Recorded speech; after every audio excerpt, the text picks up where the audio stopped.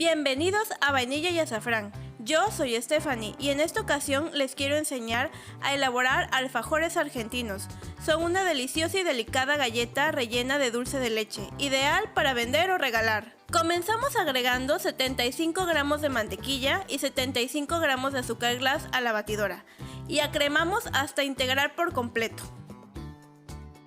No te preocupes si va quedando como si fuera una crema. A medida que vayamos integrando los sólidos, va a ir adquiriendo textura. Cuando estén bien acremados el azúcar y la mantequilla, agregamos un huevo y 2 yemas. Si gustas, puedes agregar un poco de vainilla, esto es opcional. Cuando integremos los sólidos, te recomiendo juntar la harina, la fécula de maíz y el polvo para hornear. De esta forma, vamos a vaciar en 3 partes hasta obtener una masa suave.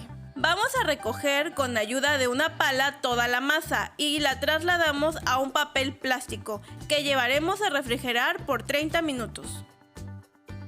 Para extender, te recomiendo que coloques un papel estrella por debajo y por encima de la masa y con un rodillo extenderemos. Asegúrate de que esté bien pareja la masa y cortamos.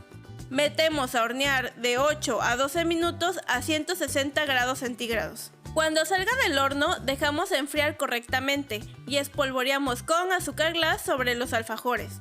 Metemos el dulce de leche dentro de una manga y rellenamos. Y listo, tenemos unos suaves y deliciosos alfajores, perfectos para disfrutar. Te dejo la receta completa en la descripción y no olvides seguirme en mis redes sociales. Búscame como Vainilla y Azafrán y nos vemos en la próxima receta.